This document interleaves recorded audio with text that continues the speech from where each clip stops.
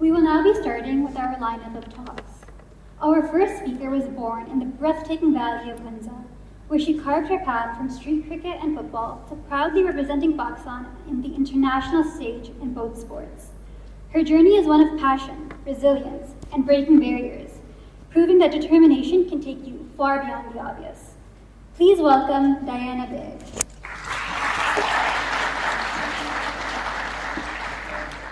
बिस्मिल्लाहिर्रहमानिर्रहीम। मेरा नाम डियाना बेग है और मेरा ताल्लुक गिलगित बल्तिस्तान से है।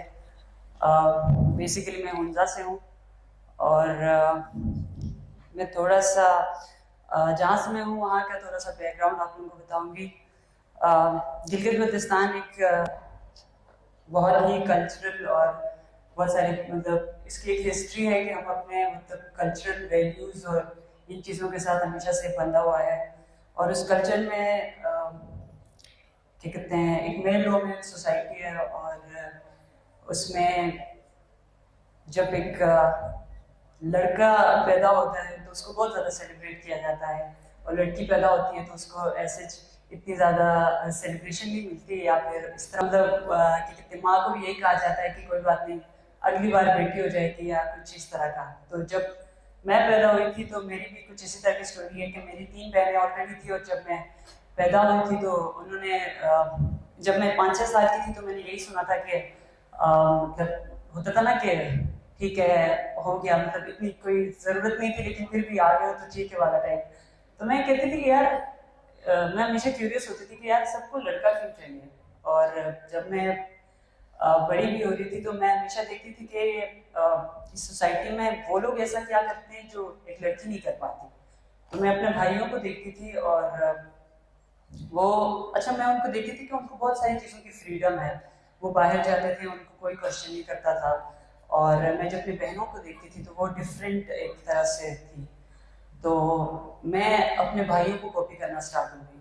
तो जब मैं उनको कॉपी करना स्टार्ट हो गई तो ऑब्वियसली बात है मेरी अम्मी को बहुत सारी बातें सुनने को मिलती थी पर इसमें ये भी नहीं था कि मेरी अम्मी ने मेरी पेरेंटिंग गलत की थी क्योंकि मेरी 3 बहनें थी जो कि पूरे सोशल नॉर्म्स के साथ उसी तरह चल रही थी जैसे वो एक माशरे में चल रही है। लेकिन उसमें मैं इस तरह की थी कि मैं बिल्कुल टोटली उसके अगेंस्ट थी। मैं बाहर जाती थी, मैं हर टाइम उनके साथ खेल रही होती थी, मुझे डांट पड़ती थी, अम्मी को सुनना पड़ता था तो ऑब्वियसली मार भी पड़ती थी पर मैं ऐसी थी।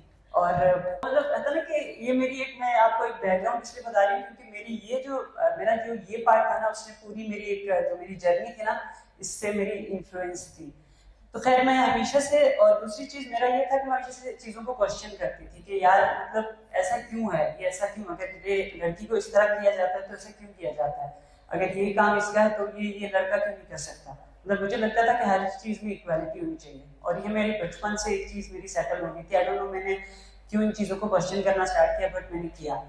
एनीवेज विद टाइम मैं स्कूल में स्पोर्ट्स में बहुत अच्छी थी। सारा स्कूल मुझे मतलब स्पोर्ट्स में मतलब उधर क्या मैं हमेशा ट्रॉफीज लेके आती थी तो मेरे बाबा हमेशा मुझे सेलिब्रेट करते थे। मैं जब भी लेके आती थी तो हमारे उधर गिलगित में एक रिवाज है कि हर चीज़ को एक ब्लेसिंग के तौर पे आटा उस पर डालते हैं। तो मुझे याद है जब मैं वो प्लास्टिक की ट्रॉफी लाते थे उस पर आटा डालते थे, उसको चूमते थे और ऊपर रखते थे। तो मेरे लिए वो एक वैलिडेशन होती थी और मुझे बहुत खुशी होती थी उस मोमेंट से। तो इसी तरह से मेरा स्टार्ट हुआ।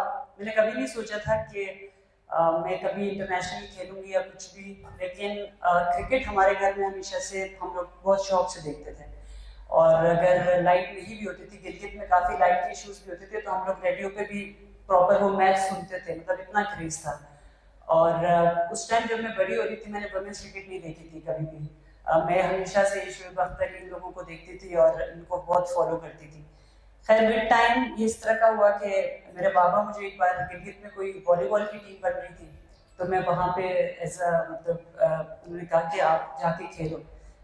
मेरे बाबा फौज में होते थे, आर्मी वाला फौज नहीं दूसरा वाला फौज, तो उसमें वो वॉलीबॉल खेलते थे। उनका शायद बाजू भी टूट गया था तो इनहेरिटेड मेरी कुछ चीज़ें उनकी जीन्स में से मेरे पास आई थी जो कि वो स्पोर्ट्स भी था। तो उनको बहुत शौक था, वो मुझे देखते थे तो उन्होंने कहा कि आप बेटा जाके इस टीम में खेलो। खैर इस तरह से मेरा एक तरह से स्पोर्ट्स नेशनल लेवल पे मैंने वहाँ पे खेला। एक दफ़ा इसी तरह मैंने क्या कहते हैं जेवलिन फेंकने के लिए जाना था कराची, पहली बार नेशनल्स हो रही थी तो गिलगित से टीम जानी थी। तो उस दौरान गिलगित के हालात ख़राब हो गए, तो वो सारा कर्फ्यू लग गया, 2-3 दिन तक वो हालात ख़राब हो गए, वो टीम जा नहीं पाई। उसके एक दिन बाद एक क्रिकेट की टीम लकीली जा रही थी, तो मैं किसी और काम से उस कोच से मिलने गई थी। उन्होंने कहा बेटा आपको क्रिकेट खेलना आता है? मैंने कहा कि जी सर आता है। तो मैंने वहाँ पर ट्रायल दिए। उन्होंने कहा बेटा आप इस टीम के साथ जाओ। तो मैं उस टीम के साथ एज ए कैप्टन इस्लामाबाद में गई और वहाँ से मेरा इस तरह से स्टार्ट हुआ। तो उस मोमेंट पे मतलब अगर मैं कहूँ कि 12-13 साल की उम्र में मुझे ये समझ आ गया कि यार लाइफ में जो अपॉर्चुनिटी मेरे से मिस हुई थी ना, जैसे मैं जैवलिन खेलने ली गई या वहाँ मैं अगर चली जाती तो मेरी क्रिकेट वाली मिस हो जाती। तो अल्लाह ताला ने मेरी हर चीज़ को बहुत बेहतरीन प्लान किया था।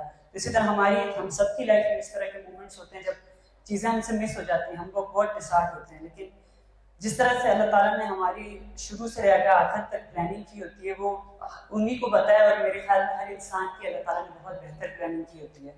तो वो चीज़ मेरी वहाँ पे समझ आ गई। फिर क्या कहते हैं, आगे जिस तरह से भी गिलगित से इस्लामाबाद आना, फिर वहाँ पे एक तरह से एक तो डिस्टेंस बहुत ज़्यादा है, दूसरा एक नई चीज़ थी, तो ऑब्वियसली बात है घर वाले भी रेजिस्ट कर रहे थे क्योंकि पढ़ाई पर बहुत ज़्यादा फोकस था। और मतलब और दूसरी चीज़ ये थी कि कभी ऐसा कुछ हुआ नहीं था कि गिलगित से कोई स्पोर्ट्स में आगे गया हो। मतलब हमारे घरों में ये होता है कि मतलब आप पढ़ाई के लिए आप बेचते हो और आप पैसे भी लगाते हो, लेकिन स्पोर्ट्स के लिए आप पैसे इन्वेस्ट करो और इस तरह से भेजो। तो मेरे ख्याल में ये इस तरह से कल्चर में भी नहीं था। और तो मैं गई और इनिशियली तो क्योंकि देखें मैंने एक चीज़ थी कि मुझे इतना पता चल गया था कि ये मेरा पैशन है, और उसमें भी मेरे पास बहुत सारी अगर सोचूं अगर मेरा पैशन नहीं होता तो बहुत सारे कंडीशंस थे जिस पे मैं कहती यार ये रीज़न है इसलिए मैंने छोड़ दिया, ये रीज़न था इसलिए मैंने छोड़ दिया। मैंने किसी कंडीशन को मेरे लिए उस तरह से मैंने नहीं सोचा कि यार अच्छा पैसे नहीं है तो यहाँ कैसे रहूँगी, इस्लामाबाद में कैसे रहूँगी, प्रैक्टिस पे कैसे जाऊँगी। अच्छा प्रैक्टिस पे जाना है तो मतलब टैक्सी के पैसे नहीं है या वैन के पैसे नहीं है, मुझे पैदल भी जाना पड़ा था। मुझे पैदल भी गई थी, मतलब घंटा 1.5 घंटा चल के जाना पड़ता था, मैं चली जाती थी क्योंकि मुझे बस शौक था। और विद इस सारे टाइम में मुझे ये रियलाइजेशन हुई कि जब बचपन में मैं लड़कों से वो होती थी ना, इंस्पायर होती थी, मुझे लड़कों जैसा बनना था, तो मुझे एग्जैक्टली लड़का नहीं बनना था। मैं अपनी लड़की होने पे बहुत खुश थी, लेकिन मुझे वो फ्रीडम चाहिए था। तो विद टाइम मुझे ये फ्रीडम जो मिला तो मेरे पास फिर कोई कंडीशन नहीं रही। तो ओनली थिंग मुझे चाहिए था कि मुझे एक फ्रीडम मिले ताकि मैं अपनी चीज़ों को एक्सप्लोर करूँ। तो उसमें फिर पहली बार टीम में सिलेक्ट हुई, उसके बाद मौका नहीं मिला। 14, 15, 16, 17 में जाके प्रॉपर मौका मिला। तो उसके जो 4 साल बीच में थे उसमें भी एक डिफरेंट स्ट्रगल थी। मैं मेहनत करती थी और मैं गिलगित से वापस इस्लामाबाद से वापस गिलगित जाती थी तो कोई ऐसे प्लेटफॉर्म नहीं था जहाँ पर मैं अपनी प्रैक्टिस करती या कोई भी चीज़ करती। तो उसमें भी देखें, अब एक चीज़ मेरे पास एक चैलेंजिंग था कि वो सोसाइटी इतनी, इवन अभी भी अगर मैं गिलगित जाती हूँ तो वो कल्चरल वैल्यूज इतने मतलब स्ट्रॉन्ग है कि आप उनके टोटली अगेंस्ट नहीं जा सकते हो। क्या मैं कहूँ कि बस मैं क्रिकेटर हूँ तो मैं इनको मतलब होता है ना कि मैं अभी इधर तक पहुँच गई हूँ तो मैंने इन चीज़ों को बस एकदम सीधा कर देना है, तो ऐसा नहीं हो सकता। मतलब मैंने ये चीज़ अंडरस्टैंड की कि ठीक है ये वैल्यूज हैं हमारे, ये हमारे तरीक़ाकार है, लेकिन इसमें मैं अपने लिए कैसे रास्ता बना सकती हूँ। मतलब होता है ना कि आप आहिस्ता आहिस्ता किसी कल्चर को चेंज कर सकते हो, आप एकदम किसी पे थोप नहीं सकते हो आप इसको। तो मैंने ये चीज़, खैर ये तो मैं अपनी एक लाइफ चल रही थी मेरी, लेकिन मैंने ये रियलाइज बहुत देर में किया कि मेरे उस जगह पे होने पे मेरे सोसाइटी पे किस तरह इम्पैक्ट आ रहा है। तो जब मैं खेलना शुरू हो गई थी, पाकिस्तान टीम में मेरा नाम आ गया था, तो ओवरऑल गिलगित बल्तिस्तान में लड़कियों का स्पोर्ट्स की तरफ रुझान चेंज हो गया। मतलब उन्होंने मुझे एज अ रोल मॉडल देखा। तो अगर आप अभी देखें तो मतलब इतने सालों में अब हर यूनिवर्सिटी में अराउंड 30 to 40 गर्ल्स गिलगित से होती हैं और डिफरेंट स्पोर्ट्स में होती हैं, और इस चीज़ की एक्सेप्टेंस भी आई। तो मुझे इस चीज़ की रियलाइजेशन बहुत देर में हुई कि अच्छा यार इतना अच्छा मतलब इम्पैक्ट आया है, क्योंकि मैं सिर्फ अपनी अचीवमेंट्स देखती थी। और एज अ स्पोर्ट्स पर्सन आपको ये बस ये होता है कि हमने ये देखा है कि अच्छा इमरान खान ने वर्ल्ड कप जीता था तो हम सब ने बस वर्ल्ड कप जीतना है। तो हमारा नो डाउट गोल बहुत बड़ा है, लेकिन उस गोल पे जाते जाते भी हम लोग ऐसे चीज़ें कर रहे होते हैं जो कि मेरे ख्याल में हम लोग उस टाइम उस मोमेंट में हम लोग को अप्रिशिएट नहीं कर पाते अपनी लाइफ में। बट हाँ मतलब मैंने फिर अपनी चीज़ों को रिफ्लेक्ट करना स्टार्ट किया। और ड्यूरिंग सारा मेरे करियर में बहुत सारी ऐसी चीज़ें थी कि ऑब्वियसली हम लोग एक ना काइंड ऑफ खेलने गए हैं ना, तो हम लोग एक बैटल फील्ड में टाइप पे हैं। तो वहाँ पे क्या है कि अब जब जंग के लिए गए तो आपने घबराना नहीं है, होता है ना। तो अब अक्सर इस तरह के सिचुएशंस भी होते थे कि डर भी लगता था, होता था ना, प्रेशर सिचुएशन आ गया और मतलब होता ना कि अब अच्छा अब क्या करना है। तो मुझे लगता था कि इन चीज़ों के बारे में बात करने से ना मतलब मैं शायद कमज़ोर पड़ जाऊंगी, या मेरे टीममेट्स मुझे जज करेंगे कि यार तुम मतलब उस टाइम तुम्हें प्रेशर आ गया और मतलब तुम इस तरह ना। तो विद टाइम मुझे ये समझ आया कि ये चीज़ें होती हैं लाइफ में ना, जिस भी लेवल पे, बड़े लेवल पे भी होती हैं। तो आप इमोशनली आप वीक हो सकते हो। मैं एज अ क्रिकेटर अगर मैं किसी वर्ल्ड कप में खेल रही हूँ तो मैं वहाँ पे उस टाइम में वीक हो सकती हूँ, लेकिन फिर वही बात है कि मेरे उस वीकनेस के पीछे रीजंस क्या है और मैंने अपने आप को किस तरह बेहतर करना है। तो हम सबके साथ लाइफ में इसी तरह होगा कि हम लोग वीक हो जाते हैं और फिर मतलब होता है ना कि उससे निकला नहीं जाता। और जब हम वीक होते हैं ना, तो मेन चीज, सबसे बुरी चीज क्या होती है, आप नेगेटिव बहुत जल्दी हो जाते हो। जब आप उस स्टेट में होते हो, आपसे अच्छा नहीं हो रहा होता, आपके इर्द गिर्द के जो लोग होते हैं आपको और नेगेटिव कर देते हैं, या कोई भी चीज होती है। तो बहुत सारी चीजें इंटरकनेक्टेड हैं और बस मैं यही कहूंगी कि it's okay to be like not feeling okay sometimes. मतलब हम हर टाइम जबरदस्त नहीं फील कर सकते, लेकिन अगर हम किसी स्टेट में अगर हम लोग हैं ना वीक हुए हैं, तो जस्ट कम्युनिकेट अपने दोस्तों से। और मैं सबको भी यही कहूंगी कि अगर आप ये लोग फील कर रहे हैं, वीक फील कर रहे हैं या आप फील कर रहे हैं, तो कम्युनिकेट करो और बात करो इस बारे में। तो खैर एज ए स्पोर्ट्स पर्सन मुझे लगता था कि बीइंग वीक होना ना बहुत एक बुरी चीज़ है, कि मतलब मुझे होना ही नहीं है वीक, तो मुझे हमेशा स्ट्रॉन्ग रहना है, मुझे हमेशा लड़ना है। तो ये चीज़ मुझे, मेरे ख्याल में मेंटली मैंने काफ़ी स्ट्रगल किया है, क्योंकि मैंने बहुत ज़्यादा कम्युनिकेट नहीं किया। तो ये चीज़ें थी। बाकी काइंड ऑफ दुनिया ने कब जाना, और उससे पहले यही था कि मेरे पास ना बहुत सारी मेरे पेरेंट्स सुनते थे कि अच्छा यार ये टीम के साथ जाती है, तो ये शायद इसलिए है क्योंकि ये गिलगित से है, तो इसको एज ए कोटा सिस्टम में ना टीम में लेकर रखा जाता है।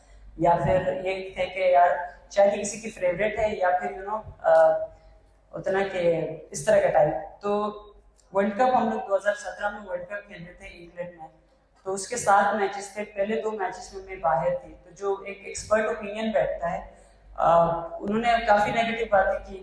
तो गिलगित में मेरे मम्मी अबू भी ऑब्वियसली बातें टीवी पे देख रहे थे, तो उन्होंने मुझे कहा कि फिर उन्होंने उस टाइम मुझे कुछ नहीं कहा, लेकिन अगले दिन जिस दिन मैंने मैच खेला वो इंडिया पाकिस्तान का मैच था, और उस दिन उससे पहले मुझे इंटरनेशनल क्रिकेट में भी कोई नहीं जानता था, लेकिन उस दिन क्या कहते हैं, मुझे एक रिकग्निशन मिली। मैंने बहुत अच्छी बॉलिंग की, मेरे एज अ फील्डर में पूरी दुनिया में उनको लगा कि यार मैं बहुत अच्छी फील्डर हूँ। तो इस तरह से एक रिकग्निशन मिली, और मतलब मैंने अपने वो जो था ना कि मैं वैलिडेशन जो तलाश कर रही थी अपने माँ बाप से या इस तरह से, तो वो वैलिडेशन मुझे उस दिन मेरे बाबा ने मुझे फ़ोन किया, वो उन्होंने लिटरली रोते हुए फ़ोन किया कि यार मतलब तुम्हारे बारे में ये कह रहे थे और मतलब तुमने ये किया। तो मतलब इस तरह लाइफ में बहुत सारे मोमेंट्स थे जिसमें मुझे बहुत लगा कि यार मैंने बहुत एक अच्छा काम किया।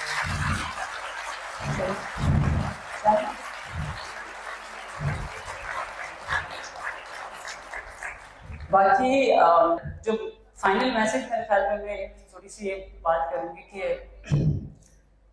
क्योंकि मैं गिलगित में होती थी, तो हमारे ना एक मिडिल क्लास फैमिली थी, तो हम लोग को कभी भी इस चीज़ की वो नहीं हुई कि मतलब होता ना हमने कभी भूखा रहना वगैरह वगैरह। तो जब मैं क्रिकेट के लिए घर से बाहर निकली, जब मैं इस्लामाबाद में होती थी, तो ऑब्वियसली बात है मैं इंडिपेंडेंट थी, फाइनेंशियली भी थी, लेकिन एक पॉइंट ऐसा था कि मेरे पास नहीं भी थे।